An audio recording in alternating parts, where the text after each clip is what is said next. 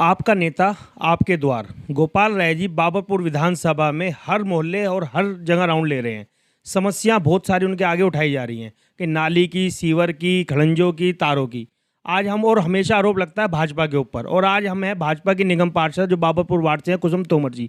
इन्हीं से बात करेंगे कि आपका विधायक, आपका द्वार कितना सक्सेसफुल हुआ या कितना फ्लॉप हुआ, और जो भी मुद्दे जनता वहाँ उठा रही है वो कितने सही हैं और कितने गलत हैं। देखिए, पहले तो मैं ये पूछना चाहती हूँ कि जिस दिन से चुनाव लड़े हैं विधायक जी दोबारा, और पहले भी, वो सिर्फ और सिर्फ यहाँ पर बैठक करने के लिए आते हैं। किसी एक कार्यकर्ता के घर में बैठ गए, वही 4 लोग इकट्ठे हुए, वहीं पे जाके उन्होंने अपना कार्यक्रम शुरू कर दिया। क्या आप उन्होंने कभी सोचा है कि मैं जिस क्षेत्र में रहता हूँ उसके अंदर कितनी गलियाँ हैं, उन गलियों की समस्या क्या है? क्या कभी उन्होंने सोचा है? चुनाव के बाद दंगे भी हुए, कोरोना भी हुआ, बहुत सारे लोग हमारे बीच से चले गए, हमारे अपने लोग थे वो। क्या कभी विधायक जी उनसे मिलने आए? क्या कभी विधायक जी ने उनका दर्द जाना? जिस समय लोग ऑक्सीजन के लिए तड़प रहे थे, वेंटिलेटर के लिए तड़प रहे थे, लोगों को एम्बुलेंस नहीं मिल रही थी, क्या उस समय विधायक जी यहाँ पे थे? रही समस्याओं की बात, देखो, ये जो नाली की या सीवर की समस्या, ये समस्या बहुत मेजर समस्या मैं मानती हूँ, लेकिन उससे भी बड़ी समस्या वो थी कोरोना काल में। और जिस टाइम दिल्ली में दंगे हो रहे थे, खासकर जमुना पार में, उस समय जो लोग दहशत में थे, डरे हुए थे, तो क्या विधायक जी अपने लोगों के बीच में आए? क्या लोगों ने, विधायक जी ने एक बार भी लोगों को ये सांत्वना दी कि नहीं, हम खड़े हुए हैं, कुछ गलत नहीं होगा? जब कोरोना में लोग मरे थे तो क्या विधायक जी उनके बीच में आके खड़े हुए? लेकिन जनता ये कह रही है कि ना तो बाबरपुर में नालियाँ बनी, ना गलियाँ बनी, कि निगम की जो पार्षद आए हैं कुसुम तोमर जी बिल्कुल भी काम नहीं कर रही हैं। तो ऐसा विचार, मतलब आप तो क्षेत्र में दिखाई दे रही हैं, लेकिन फिर भी ये मुद्दा क्यों उठाया जा रहा है?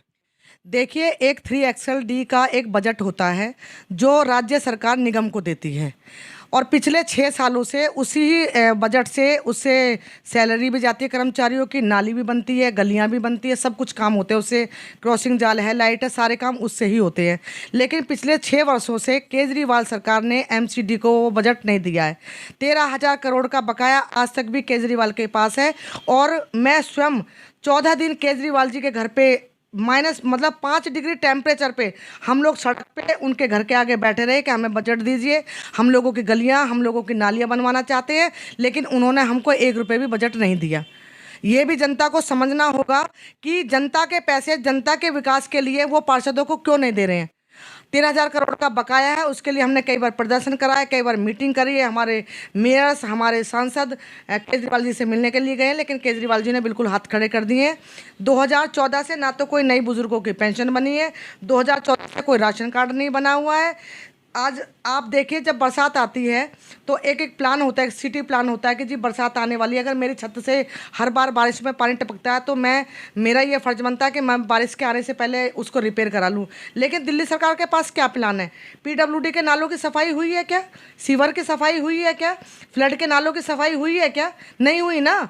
जल भराव है, पूरी दिल्ली पानी में डूब रही है। प्रतिदिन मैं आपको ऑन रिकॉर्ड दिखा सकती हूँ, मैं ऑन रिकॉर्ड आपको दिखा सकती हूँ कि मैं प्रतिदिन कितनी जल बोर्ड में कंप्लेंट करती हूँ, और कितने दिन पर डे MCD की कोई कंप्लेंट नहीं आती है। प्रतिदिन कितनी सीवर बंद होने की कंप्लेंट आती है या गंदे पानी की कंप्लेंट आती है। उसमें अगर आप ये कहते हैं कि कुसुम तोमर ने काम नहीं करा, तो जो मेरे बस में था, मैंने कोरोना काल में मैंने घर घर में जाकर एक एक घर को सैनिटाइज कराया, मैं एक एक घर को जाके फॉगिंग कराती हूँ, मैं एक एक गली में जाके दवाइयों को छिड़काव कराती हूँ, मैंने लोगों को राशन वितरण करा, मैंने लोगों को भोजन वितरण करा, कोरोना काल में दवाइयाँ दी, मैंने जो मुझसे हो पाया, मैंने अपने पूरे एफर्ट से मैंने बाबरपुर क्षेत्र की जनता की पूरी सेवा की है। अब जैसे ड्रेन नंबर 52 का मुद्दा परसों में उठा था कि उसकी सफाई नहीं हो पा रही, और वो मनोज निगम पार्षद जी बोल रहे थे कि काम नहीं हो रहा, कागजों में ही हो गया, और अधिकारी बोल रहे हैं कि जाल की वजह से सफाई नहीं हो पा रही। अब जाल भी MCD ने प्रोजेक्ट पास करा, गोपाल राय जी ने उसके लिए पैसा दिया, तो ये क्या समस्या है? जनता, मतलब जनता को बगलाया जा रहा है दोनों पार्टी की तरफ से, जनता कहाँ जाए, किसकी सुने? देखिए, पहली बात तो मैं ये कहना चाहती हूँ आपसे कि जब ये गोपाल राय जी ने जाल का बजट दिया, ऐसा होता है कि एक, मान लो मुझे कोई काम कराना, तो मैं जेई को बोलूँगी कि आप भाई मैं इस पे जाल डलवाना चाहती हूँ, मेरे एक एस्टिमेट मुझे बना के दीजिए। जब गोपाल राय जी ने एस्टिमेट बनाया होगा कि इस पे जाल ढकने का, तभी तो एमसीडी ने दिया होगा। तो क्या गोपाल राय जी ने एस्टिमेट बनाने से पहले वहाँ पे नाले पे किनारे पे रहने वाले लोगों से ये पूछा था कि हम लोग जाल लगवा रहे हैं, आप राजी हो कि नहीं हो राजी? नहीं, वो तो कह रही है जनता की, हमने वो कह रहे हमने घर घर जाके पूछा, उन्हें सबने हाँ भरी है। नहीं, आप मेरे कहने से एक बार जितने भी नाले के किनारे लोग रहते हैं, एक बार जाके उनसे पूछिए। किसी से भी नहीं पूछा गया कि जाल ढका जा रहा है तो आपको इससे नुकसान है कि आपको इससे फ़ायदा है। दूसरी बात, मैं आपके चैनल के माध्यम से अपने भाई को ये पूछना चाहती हूँ कि क्या वो बाबरपुर के पार्षद हैं?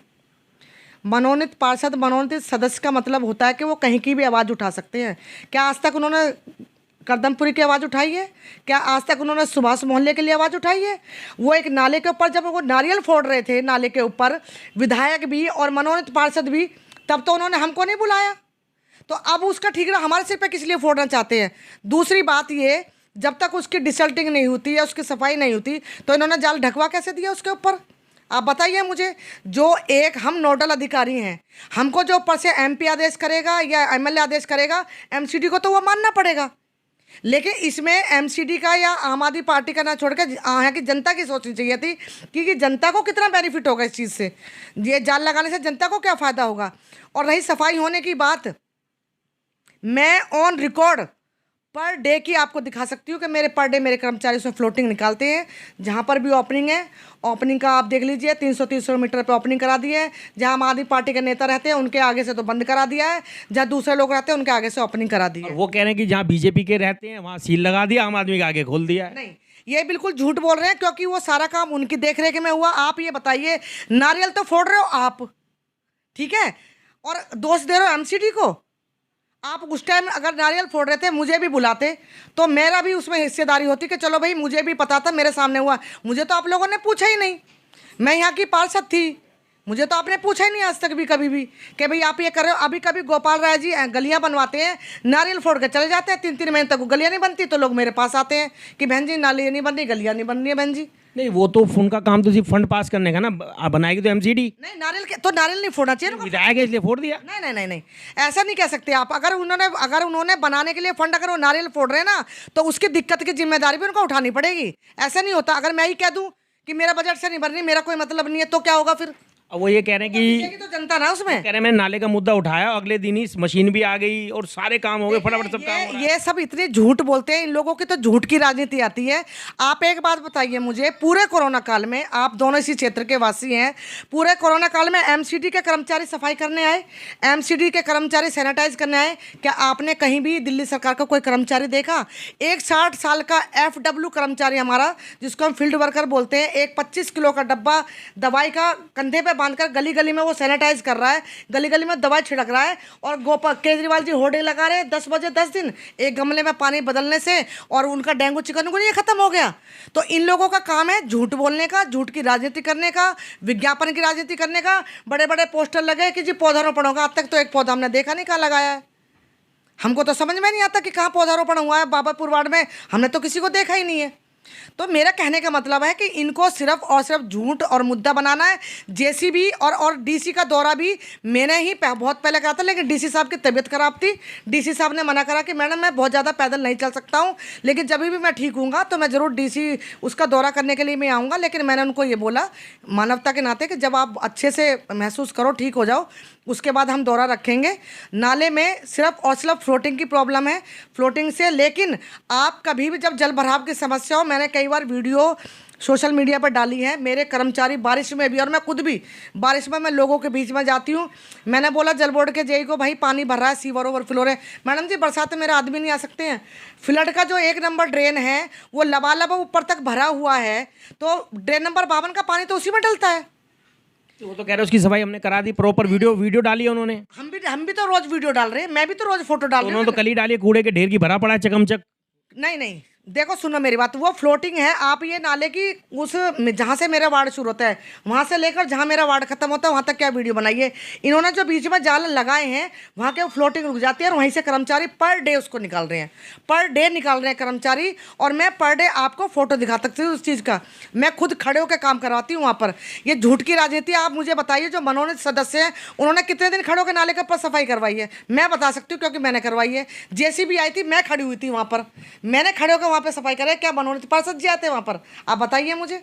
लेकिन उनका काम है, मैंने खुद भी देखा है, मेंटेनेंस के कर्मचारी काम करेंगे, खड़े होकर फोटो खिंचा लेंगे। मैं फॉगिंग करा रही हूँ, पीछे गाड़ी के पीछे खड़े होकर फोटो खिंचा लेंगे। मैं सैनिटाइज करा रही हूँ, गाड़ी के पीछे खड़े होकर फोटो खिंचा लेंगे।